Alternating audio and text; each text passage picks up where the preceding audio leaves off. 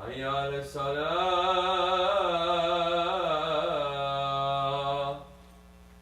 حي على الفلاح حي على الفلاح الله أكبر الله أكبر لا إله إلا الله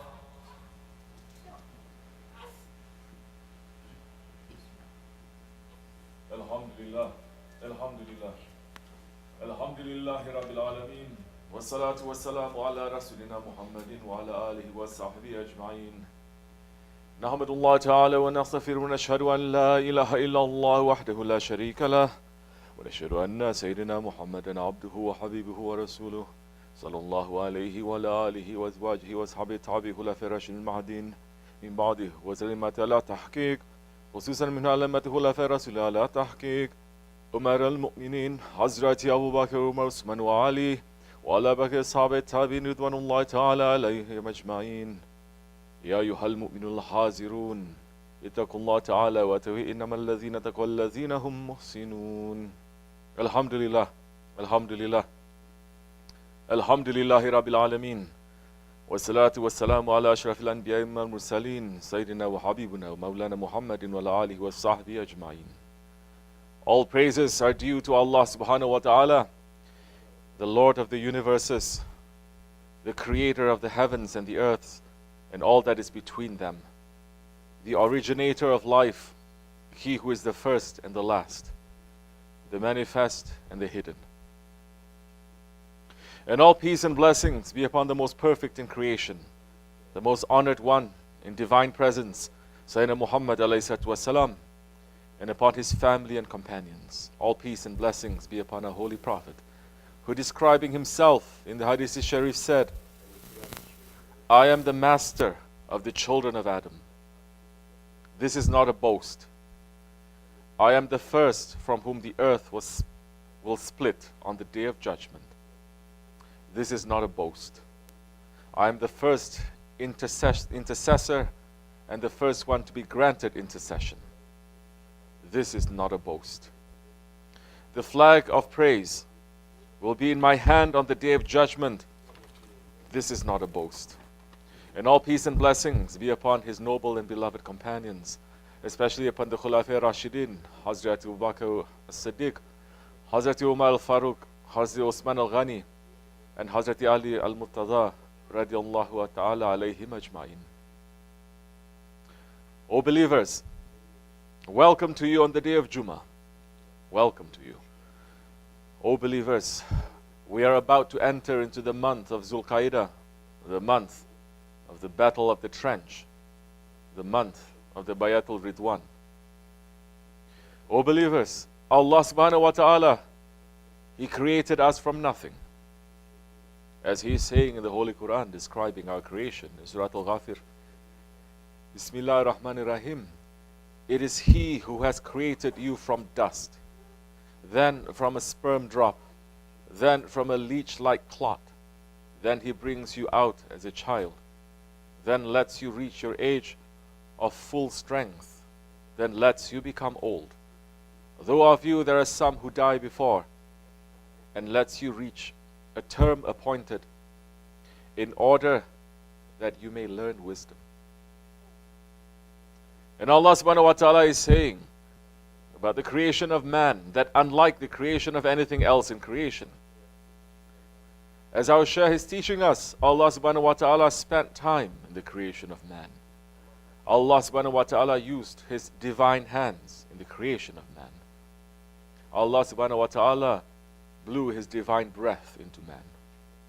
O believers, Allah subhanahu wa ta'ala created the other creatures with the power of kun fayakun.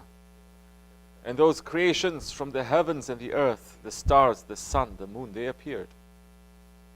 Yet for man, Allah subhanahu wa ta'ala spent so much care, so much attention, so much details. Surely Allah created mankind for a special purpose. And Allah subhanahu wa ta'ala is reminding us of that purpose in the Holy Quran, in Surah Al-Baqarah, saying, Your Lord said to the angels, I am going to place upon the earth a Khalifa. They said, will you place upon it the one who causes corruption and sheds blood, while we declare your praise and we glorify you? Allah said, I know that which you do not know. So Allah subhanahu wa ta'ala, He placed mankind upon this earth to be His Khalifa, to be His representative on earth. And what does it mean to be the representative of Allah? It is to be His servant. As Allah subhanahu wa ta'ala is saying, I did not create the jinn and the mankind except to worship me. Meaning, He did not create us except to serve Him, except to be His servants. O servants of Allah, how do we become servants? What is the way to servanthood? If we want to learn how to become servants to our Lord, Allah subhanahu wa ta'ala, then we must look to the example of those beloved ones of Allah subhanahu wa ta'ala, who came before us, who were walking step by step in the path of the Holy Prophet alayhi salatu wasalam. Because Holy Prophet alayhi salatu wasalam, he has been given so many titles from Allah subhanahu wa ta'ala, from Sabi al-Qab al-Qawsain to Imam al-Qiblatain. Yet, when he was asked about his favorite title, he said, Abdullah, the servant of Allah. What is true servanthood? One of the greatest awliya Allah, Hazrat Ibrahim ibn Adham, Qaddasallahu sir, is saying, I once had a servant, and I asked him, what is your name? He said, whatever you call me. I asked him, what do you eat? And he said, whatever you feed me. I asked him, what do you wear? He said, whatever clothes you clothe me with. I asked him, what do you do? He said, whatever order you give for me to do. I then asked him, what do you desire? And he said, what business does a servant have with desire? And Hazrat Ibrahim ibn Adham is saying, upon hearing that, he said to himself, all your life you have been a servant of Allah. Now learn what it means to be a true servant. And he said, and I cried so long that I lost my consciousness. This is just a taste of true servanthood. O believers, our Shaykh, Sahib al-Saif, Shaykh Abdul Khan Kabrisi, is telling a story that there was once a great sultan who had a servant. And he loved this servant because of his obedience and character so much that he made him in charge of the treasury. And the other wazirs, they became jealous and came to the sultan saying, Ya Sultan, this servant, he is spending too much time in the morning in the treasury. He must be stealing.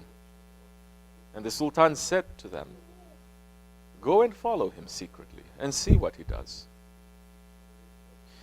And they found that that servant, he used to enter the treasury with his very fancy and very beautiful official clothes. But when he entered into the treasury, he used to change into his simple and torn clothes from the time when he was a slave. And he would look at a mirror and say to himself, remember, you are just a servant. Remember, you are just a servant. O Allah, this station is yours and is not mine. These official robes, they are yours, they are not mine.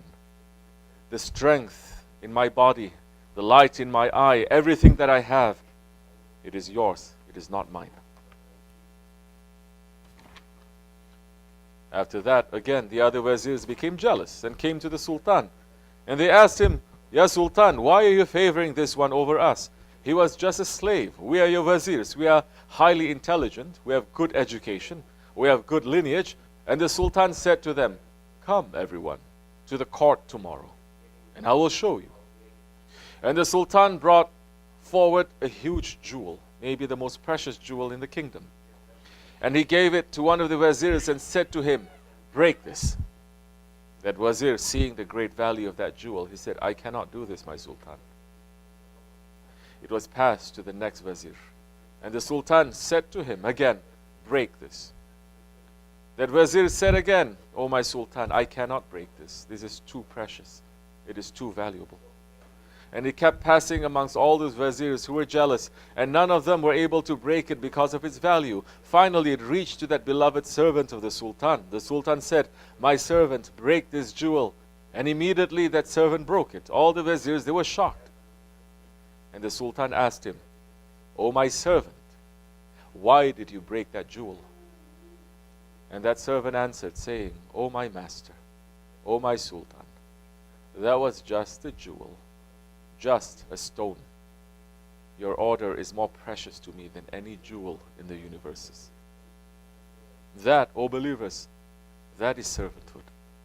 Understanding that you are nothing in the sight of Allah subhanahu wa ta'ala. And understanding that the order of your master is more valuable than anything in the heavens and the earth. That is why the Sahabis, they were always saying to the Holy Prophet, alayhi salatu wasalam, Sami'na wa ata'na, we hear and we obey.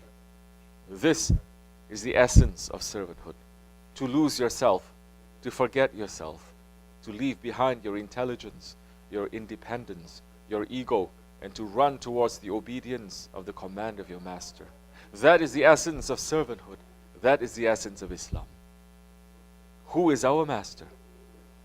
Allah subhanahu wa ta'ala is saying in the Holy Quran, obey Allah, obey His messenger, and obey your rightly guided leaders.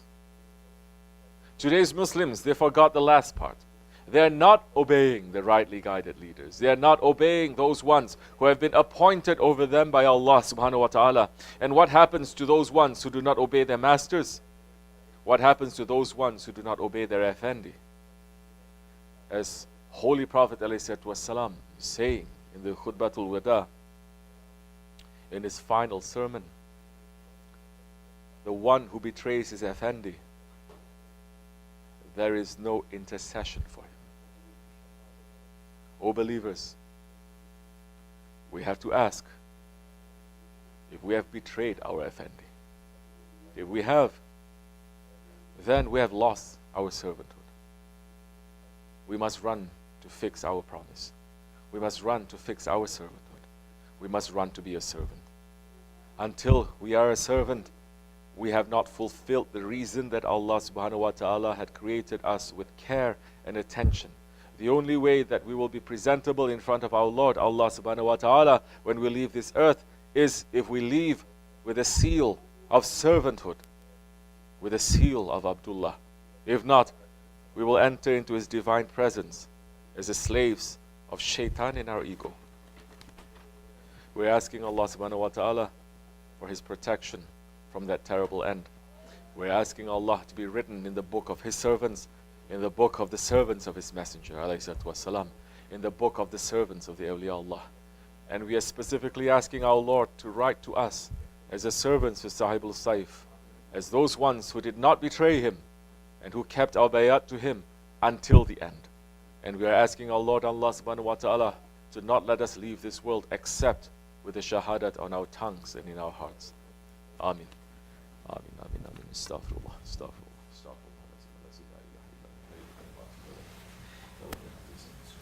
La ilaha illallah wahdahu la sharika lah. Lahul mulk